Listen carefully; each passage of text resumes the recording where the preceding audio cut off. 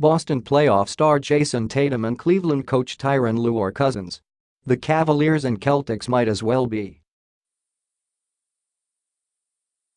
The Eastern Conference's top two teams have been intertwined for more than a year, from a summer blockbuster trade, from opening night, from afar.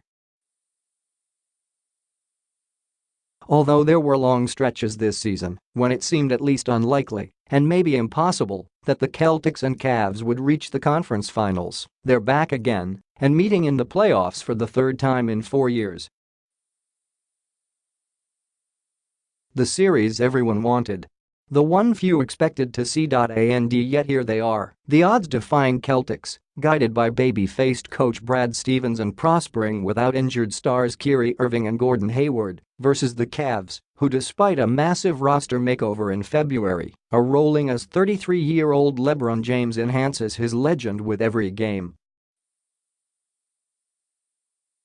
There's been a lot that's happened throughout the season with us and for them, Cavs forward Kevin Love said Friday, Manila time, as Cleveland prepared for Sunday's series opener in Boston.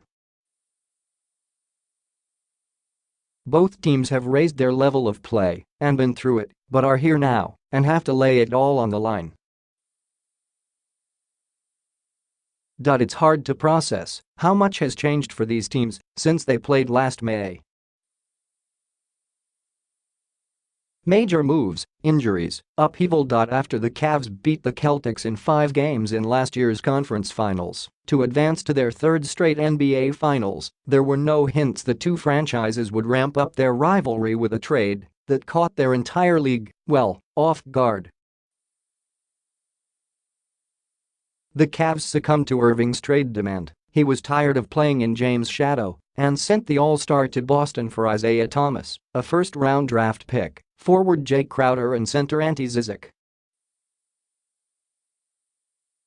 The 5'9" Thomas had bravely carried the Celtics in the 2017 postseason despite a bucky hip and broken heart following his sister's death in a car crash. With so many subplots, the league scheduled Boston at Cleveland in the season opener. However, Irving's awkward reunion with James was quickly overshadowed by Hayward, Boston's big free agent signing, grotesquely breaking his ankle just feet from the horrified Cavs bench. As Hayward left on a stretcher, the Celtic season seemed to be riding to the hospital with him. Boston, though, showed grit and reeled off 16 straight wins before injuries resurfaced. Marcus Smart had thumb surgery and the Celtics lost Irving, who needed more knee surgery and won't get a crack at dethroning James. Irving will watch this series from the bench. Thomas is much farther away. He spent the first 2 months in Cleveland trying to get healthy, but wasn't the same when he came back and never connected with his new teammates. With Thomas a mess and the season slipping away, Cavs general manager Koby Altman traded him on February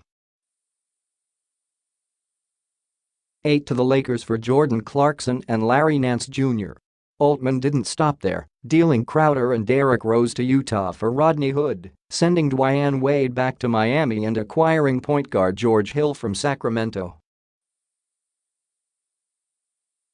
3 days after the trade, the new-look Cavs beat the Celtics 121-99 in Boston as Hill, Clarkson, and Hood combined for 44 points to the delight of James, who seemed rejuvenated after weeks of moping. He's now on a mission as he prepares to face the Celtics for the 7th time in the postseason. James is averaging 34.3 points, 9.4 rebounds and 9.0 assists in 11 games in these playoffs, which has included him making 2 buzzer beaters, scoring 45 points in Game 7 to oust Indiana and dispatching Toronto with shocking ease. LeBron's on just a ridiculous run of play, Stevens said. We know that it'll be quite a challenge. The Celtics may not have anyone of James' stature, but they have a complete team that's clicking. Tatum and Jaylen Brown are two of the game's rising young stars, and Cleveland native Terry Rozier has emerged as a postseason menace, filling in for Irving and quickly winning over Boston fans, who have dubbed him Scary Terry. Lue knows the Cavs have their hands full. They're well coached, Lue said. Despite all the circumstances of guys getting hurt, with Kyrie out, with Gordon being out for the whole year, they just keep plugging guys in and keep playing. Boston executive Danny Ainge has done a good job of getting guys in that mold of Celtics basketball, and they've been playing well. Especially the 20-year-old Tatum. He averaged 23.6 points in Boston's series win over the Philadelphia 76ers, who didn't do enough to slow him down. That now falls on Lue, who has known Tatum, or Little Jay as he called him, since he was a kid. They're related on Lue's grandfather's side of the family. He's not scared, he's not afraid, and he's always been that type of kid, Lue said. He wants these type of moments, and he's taking advantage of it.